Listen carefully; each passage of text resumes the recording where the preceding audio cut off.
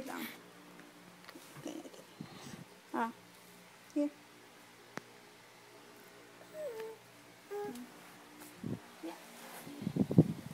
Good morning! Good morning po, sabi ni Yuna. Ang ganun po ako, bebe. Huh? Good morning! Hello, baby. Umiiyak si Yuna. Namimiss yung daddy niya. Yaya for today. Yaya. So, this is Yuna. Pinsan ko. Anak siya ng, of course. Pinsan ko, anak siya ng tito ko, kapatid ni mama. Dito muna siya nagsistay. Hello, may sipon-sipon kasi umiiyak. Punas natin. Ganda-ganda eh. Tapos tingnan niyo si Hachi matulog. Oh. Ang cute. Sabay sila natulog ni Akita. Si Yuna at saka si Akita sabay natulog. Sabay din nagising. Ayan na siya, oh. Ayan na si Akita. Akita! Si Yuna umiiyak. Wala kasi si mama umalis. Kami lang nandito. Diba? Good book. Saan si Yuna? Saan? Iiyak kasi pinunasan ng sipon. Iiyak kasi pinunasan ng sipon. Saan si Yuna? Ayan, oh. Yuna! Oh.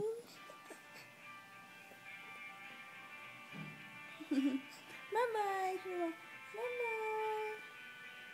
Bye-bye. Tama na. Everyone, so may dumating akong package today. It's my June BDJ box. And this is what it looks like. It's a Benefit exclusive box again. So last March, exclusive then from Benefit. And ngayon, exclusive na naman. So I'll be doing an unboxing video really soon. And I also received an item from Trusted Health. This is trustedhealthproducts.com. This is the Aura MD, the mouth doctor. So ito siya. I'll be doing a review on this as well. Ano siya eh, parang a replacement for your toothpaste. So yun, this is 100% pure botanical oils daw. So we'll see. Super excited ako dito. Ano nangyari sa'yo?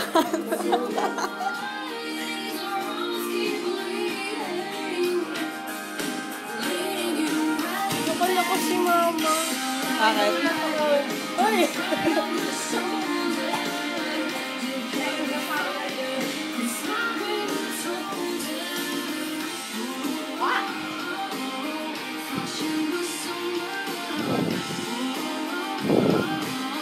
Bagay pala sa'yo, no? Pagtapos ng ulo, paa agad. Ayan na. Pagkatapos ng ulo mo, paa agad. Ang linis ang paa mo, girl. Hindi ka naiinitan dito? Dito ako natutulog sa sahig. Inaapi niya ako. Wow! Tingnan mo. Meron siyang bed. Ako sa sahig.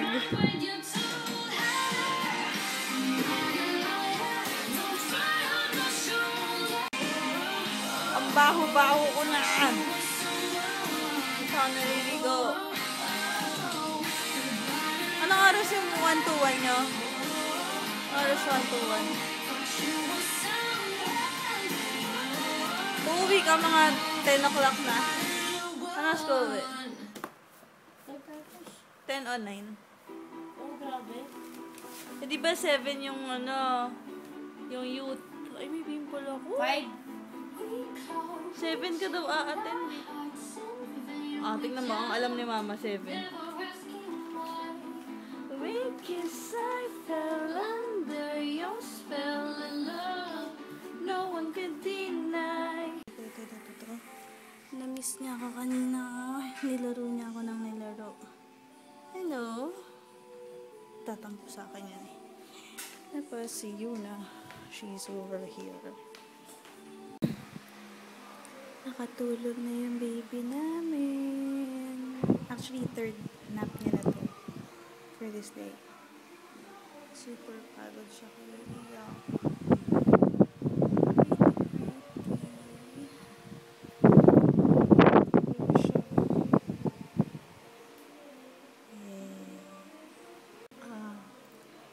Pag nagising kasi si Yuna, ano siya, medyo naninibago pa. So, adjusting period. Nasa adjustment period pa siya na yun, wala siya sa sarili ng bahay na dito muna siya sa amin for a few days. Medyo irritable pa. So, tsaka nasanay yata sa duyan. So, dito ayaw niya yung nasa crib lang. Gusto niya, yung crib kasi niya pwedeng rocking crib siya. So, yun, gusto niya nag-rock.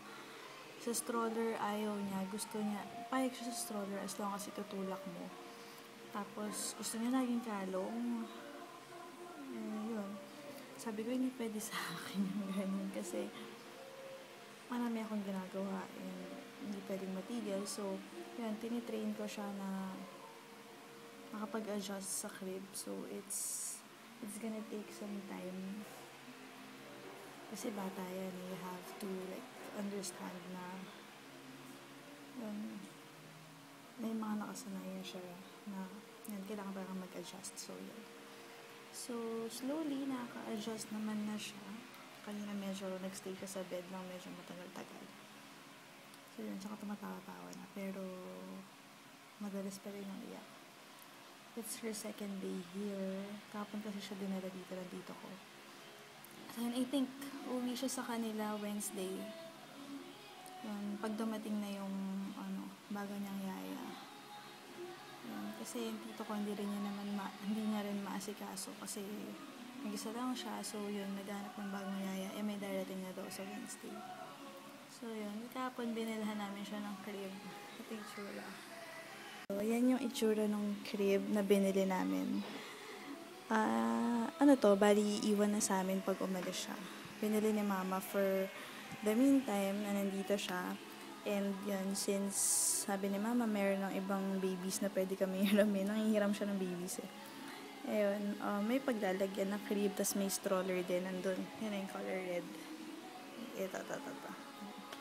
So yun, bumili kami kahapon sa SM Cubao. Ginagawa ko habang tulog siya ito. Nasa Bob Blues, tapos habang nandyan, I'm currently uploading a video din, a vlog. Then, manonood ako ng ibang videos. Tapos nag-check ng Facebook. Magbablog sana ako pero naka-down pa yung site eh. I'm not sure kung okay na siya. Ayun, looks like naka-down pa rin siya. Kaya, hindi pa ako makapag-update ng vlog. Ayun o. Google Chrome could not find Mixcore. Hi, next time. 10 o'clock in the evening na, and ako na lang yung natitirang nandito actually, nasa office ako ni Mama. And kung titignan nyo, wala ng tao. Umakyat na sila, tas sila Ate Beng, yung maid namin, nandun na sila sa room nila. Scary. Ito pa ako sa office ni Mama. I'm still busy with some things lang. Sa mga nagtatanong, actually isa lang naman nagtanong pala. Sa nagtanong kung ano yung work ko, nagtatrabaho po ako sa mama ko. Meron kaming family business, meron kaming barbershop, yun. Pinagtutulungan namin i-manage yun. Tsaka meron din kaming loading business, pero hindi ko na elaborate. Medyo kasi siya hindi siya yung loading na yung sa sari-sari store, hindi parang ganun. So, medyo mas complicated siya. Hindi naman complicated, pero basta. Yun. Mahirap kasi elaborate, pero yun yung pinagkakaabalahan namin. And, trabaho ko doon is everyday, as in on a daily basis talaga, walang pahinga unless may lakad kami ni Rick. Yun lang yung araw na libre ako. Ayan, tapos si mama yung papalit sa akin. So, yun, kadalasan mas gusto kong hindi umaalis para at least, hindi na nag-work si mama, diba? Yun, ang oras din ng work is from 7:30 a.m. hanggang ganitong oras. Kasi, pagka uwi ng tao namin doon sa shop, yun, compute naman. So, yun, kaya madalas, pagka may gusto makipag-meet sa akin na vlogger or yung vloggers or may events, hindi ako pumupunta kasi, yun, ayokong iwan yung inaasikaso dito sa bahay. Kasi bukod din dun sa, hindi naman buong 7 hanggang 10 ng gabi yung business lang yung asikasuhin. Kasi hindi naman ganon ka-hectic yun doon. Pero, tutulong din ako sa mga household chores, ganyan. May kailangang bilhin si mama sa mall, samahan ko, or yung sister ko pag may kailangan. So, yun. Kasi sa akin yun, family first muna talaga. Yun. And I'm glad na nagkaroon ako ng partner, ng boyfriend na, naiintindihan yun. So, very understanding yun sila. So, tatapusin ko lang. Hindi ko alam kung mag-vlog ako kasi down yung site ko, naka-down din yung Bubble. So, gusto ko mag-film ng unboxing video ng pinakita kong box kanina from BDJ, yung Benefit. So, tatry ko kung makifilm ko. Tsaka, kanina ini-edit ko yung TMI tag video ko. Ang nakakaasar, putol, nawawala yung isang clip. Na-delete ko yata. Tinatry ko mag-recover ng deleted files pero hindi siya nakuha. So, i-refilm ko na lang yung half nun. Kakaasar. I'll see you. I'll try to vlog tomorrow kasi nag-tisip.